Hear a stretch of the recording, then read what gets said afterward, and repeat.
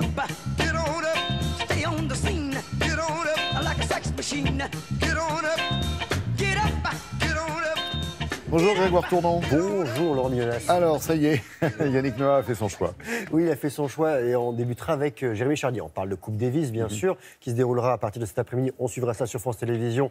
C'est donc la finale France-Croatie. Jean-Manu, si vous pouvez nous montrer sa petite écharpe. Oui, ce serait sympathique. Il y a déjà des supporters Voilà. Sur le Merci, plateau. Jean-Manu.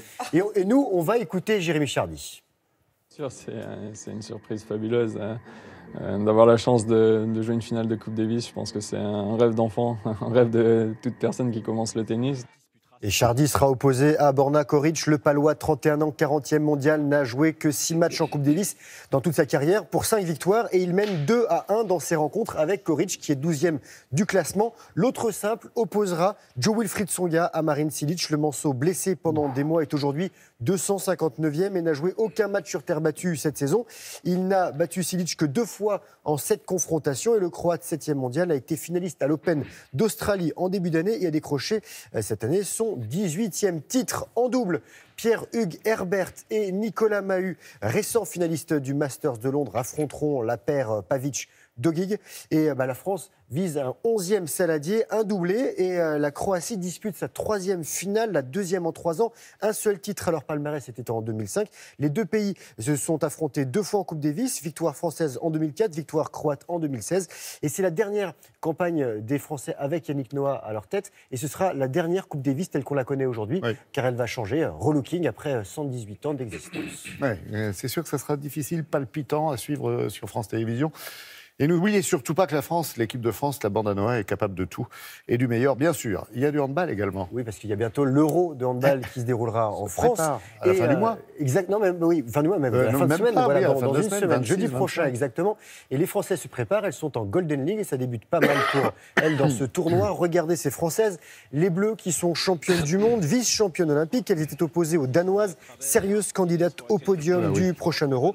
Et après un début de match un peu brouillon, les Françaises l'emportent 22-20 et demain, les Bleus affronteront la Hongrie puis la Norvège dimanche. Les Norvégiennes qui ont dominé les Hongroises 25-19. Du handball masculin, championnat de France, Saint-Raphaël a écrasé Dunkerque 28-18 et à l'issue de cette 10e journée, les Varois sont 6e, Dunkerque 7e, Chambéry, Nantes et Paris sont en tête. Un peu de foot dans l'actu ? Foot freestyle. On n'est pas passé loin d'un titre mondial avec une jeune fille que je vous présente tout de suite. Regardez. Jamais très loin en France. Non, mais cet été, on l'a eu, ce titre mondial. Et cette jeune fille, elle s'appelle Mélodie Donchet. C'était la 10e édition du Red Bull Street Style World Final. En gros, la finale du championnat du monde à Varsovie, en Pologne. Elle était en quête d'un 5e titre planétaire et elle s'incline en finale face à la locale de l'étape, Agnieszka Minch. Et chez les hommes, le show a été assuré par le Norvégien Erlen Fagerli, qui a vengé son petit frère. Je vous explique tout. En finale, il a battu le Brésilien Ricardinho, qui avait dominé le petit frère du nouveau champion du monde quelques minutes avant. Ces artistes du ballon rond sont des artistes avant tout et surtout ils ont quelques minutes pour séduire les juges. Et là je vous emmène pour finir sur l'eau, bien sûr, de direction Fort-de-France avec la Martinique Flying Regatta qui se déroule jusqu'à demain. C'est le premier événement de voile 100% foil. Le foil, c'est ce bras qui se trouve sous le bateau qui permet de le soulager, de le sustenter et voire même de le faire voler. Il y a des insectes qui sont beaux. Voilà, il y a des motafoils, il y a des GC32, il y a 7 supports en tout pour voler. Voilà, c'est jusqu'à demain. Si vous êtes dans le coin aux Antilles, allez voir, c'est très beau. Mais pourquoi vous n'avez pas mis un petit peu plus d'images? C'était super. Je dis ça, je dis rien. On voit les amateurs de voile.